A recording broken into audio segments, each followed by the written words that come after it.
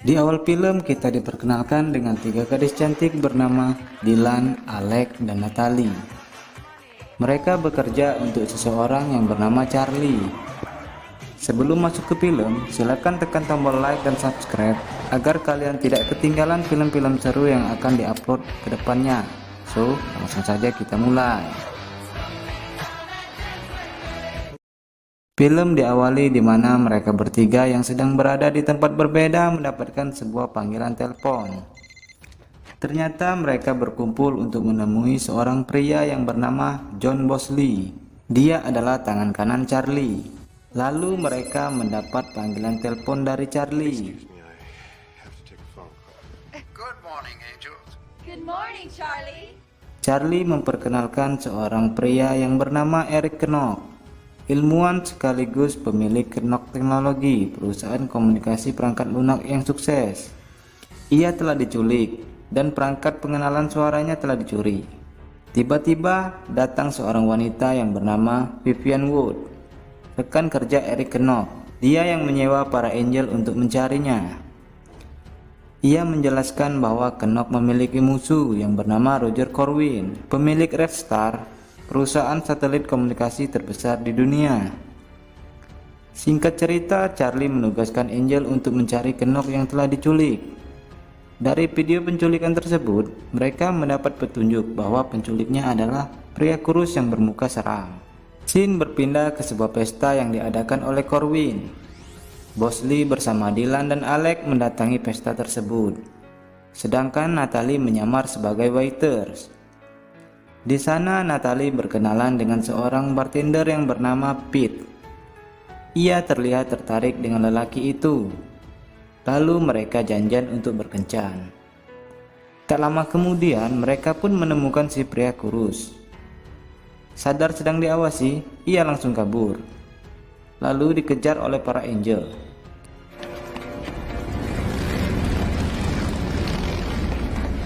Terjadilah pertarungan antara mereka.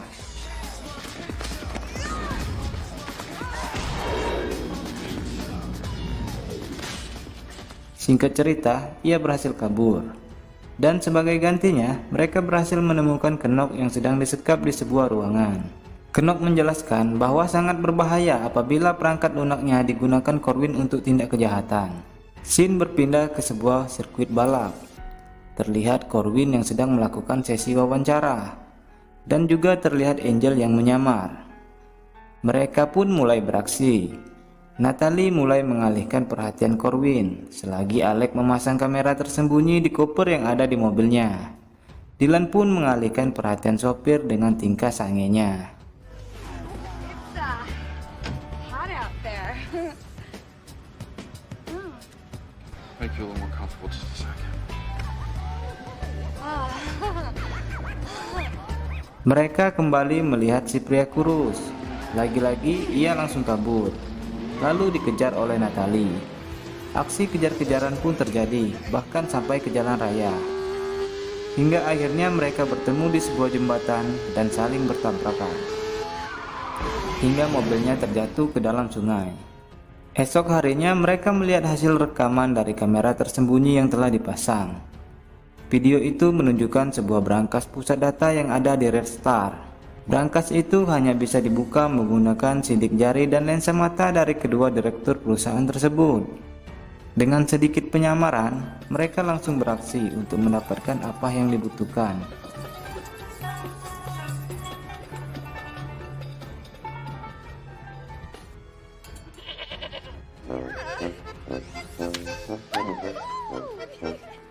You got the wrong ad?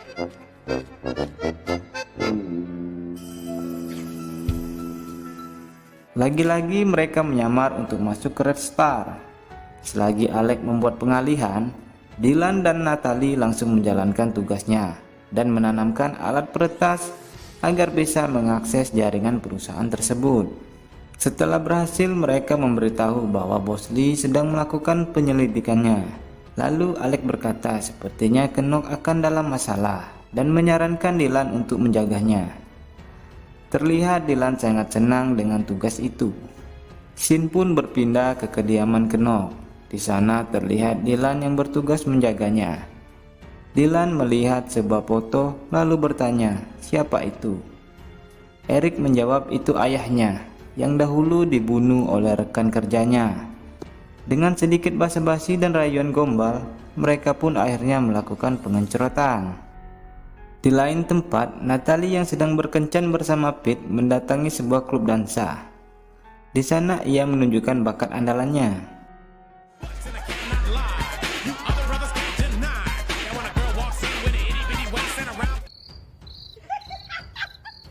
Bosley yang sedang sendirian di rumah didatangi oleh Vivian.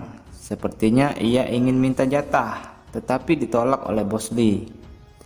Lalu terlihat ia memasukkan sesuatu ke dalam minuman Bosley.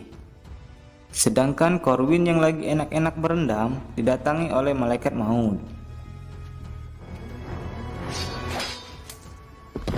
Sementara Alex yang sedang memasak di van milik pacarnya, tiba-tiba ia diserang.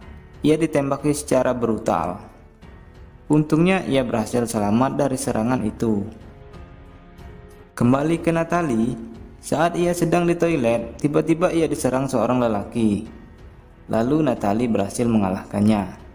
Lelaki itu berkata bahwa Vivian yang menyuruhnya. Mengetahui adanya musuh, Natalie langsung menelpon Dylan yang sedang berada di rumah Knock untuk berhati-hati. Dylan yang sehabis melakukan pengencerotan langsung memberitahu Knock bahwa adanya musuh.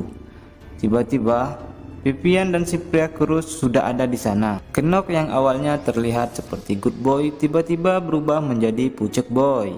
Terlihat Dylan kebingungan dengan apa yang dilihatnya. Knock berkata bahwa ia hanyalah mainan di ranjang dan ia telah menculik Bosley. Lalu Knock langsung menembaknya hingga terpental keluar jendela. Tetapi ia tidak mati. Ia berhasil menghindari tembakan tersebut. Singkat cerita, Angel berkumpul di depan rumah Bosley. Dylan menceritakan apa yang sebenarnya terjadi. Ketika hendak masuk rumah, tiba-tiba rumah itu pun meledak. Untungnya mereka selamat. Dari puing-puing reruntuhan terdengar suara Bosley. Ia mengatakan bahwa ia sedang diculik. Dengan memberikan sedikit petunjuk, Angel pun mengetahui lokasi di mana Bosley berada. Bosley berada di bangunan yang memiliki menara mercusuar di pinggir laut yang tak jauh dari sana. Dengan menaiki kapal kecil, mereka pergi ke tempat itu. Singkat cerita, mereka sampai ke tempat tujuan. Lalu mereka berbagi tugas. Alex bertugas meretas jaringan Knock dari atap. Natalie bertugas menyelamatkan Bosley. Dan Dylan bertugas menghabisi Knock. Tapi di sana sudah ada Vivian yang langsung menodongkan pistol ke arahnya. Ia pun tertangkap. Alex yang sedang menjalankan tugasnya tiba-tiba diserang oleh si pria kurus. Mereka pun bertarung. Hingga Alex terlempar keluar dari atap. Sementara itu Natalie berhasil menyelamatkan Bosley. Tiba-tiba datanglah Vivian. Lalu mereka pun bertarung.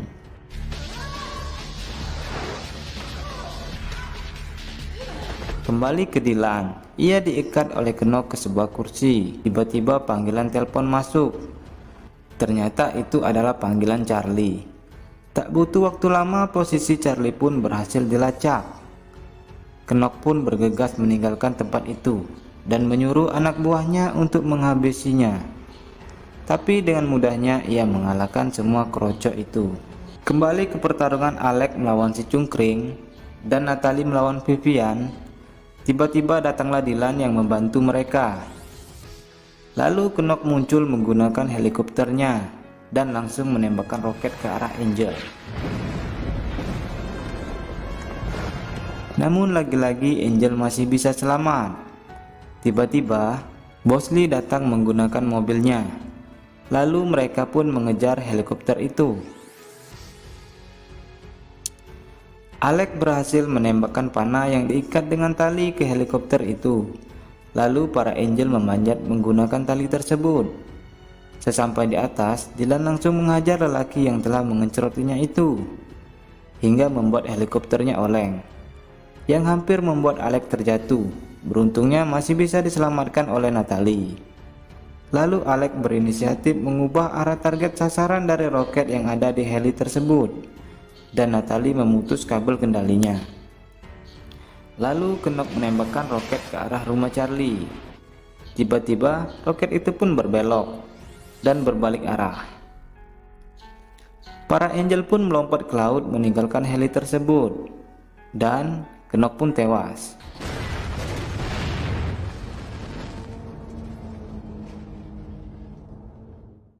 Angel yang terdampar di pantai di dekat rumah Charlie langsung berjalan dan masuk ke rumah itu. Tapi tidak ada seorang pun di sana. Yang ada hanya telepon yang ditinggalkan oleh Charlie. Di akhir film kita melihat Angel dan Bosley sedang berbicara dengan Charlie melalui telepon di sebuah pantai. Dan di sini juga kita diperlihatkan sosok yang sepertinya ia adalah Charlie, yang berkata bahwa ia sedang mengamati hartanya yang sangat berharga, yaitu para Angel. Dan film pun berakhir. Jadi itulah alur cerita dari film Charlie Angel tahun 2000, film yang cukup keren di tahun 2000-an. Ada beberapa hal yang masih menjadi pertanyaan di film ini. Siapa itu Charlie? Dan mengapa Bosley dan Angel mau bekerja untuk orang yang bahkan belum pernah mereka lihat? Bagi kalian yang tahu jawabannya, bisa tulis di kolom komentar. Oke, ketemu lagi di video selanjutnya dan terima kasih.